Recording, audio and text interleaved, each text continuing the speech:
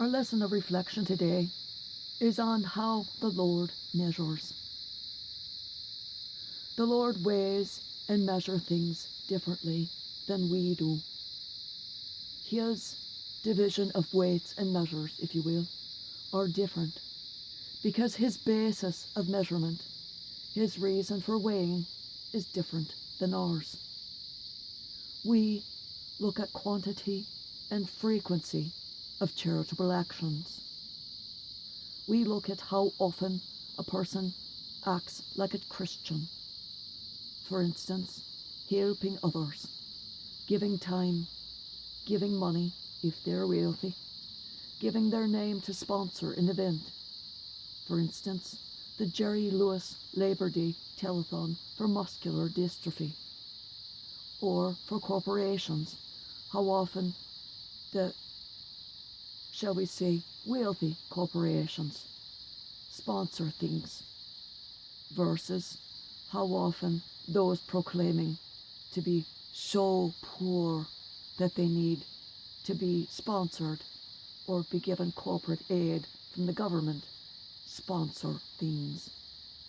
Like Aetna Healthcare sponsoring this, United Healthcare sponsoring that, as they proclaim to be so poor, as they proclaim their $2.3 billion quarterly profits. So poor.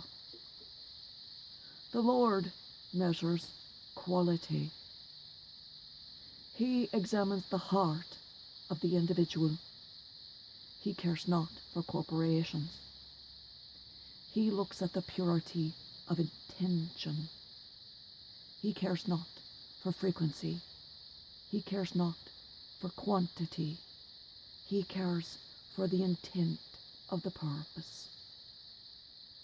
Is the gift being given for the sake of charity, in order to help the group, in order to ease the suffering, in order to pay directly for someone's medical care?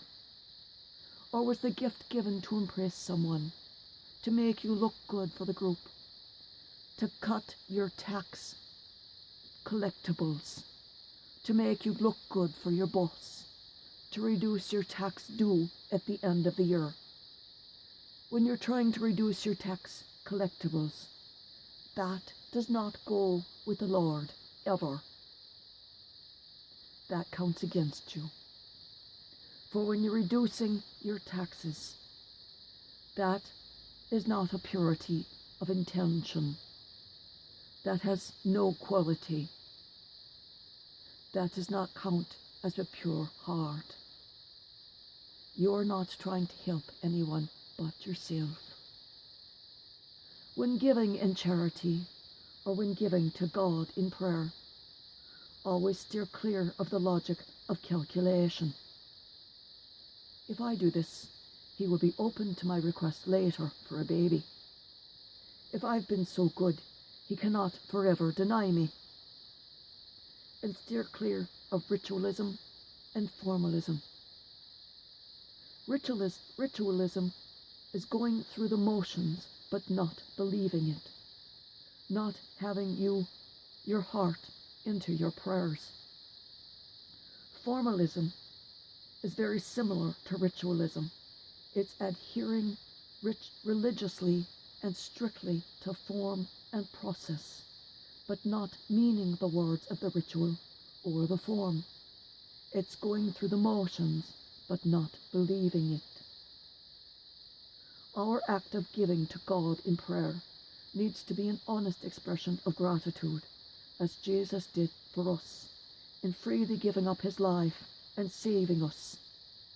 No one asked him, and his men offered to save him, but he declined. His answer to Peter was, "Get behind me, devil." For he knew it was his calling. He had to do it. This was the meaning of his life. It was his gift for us. We must do things as an expression of gratitude to God. We must do things and give things honestly, purely, but we must not do them for ourselves ever, for then we are not giving as a Christian, we are giving as a Republican, we are giving as an evangelical, and there's nothing lower than that. Note, I use the Holy Father's comments from the Angelus 11:11-18 as the guide for these remarks. He gave me the nugget, and from that I moved forward. Peace be with all of you.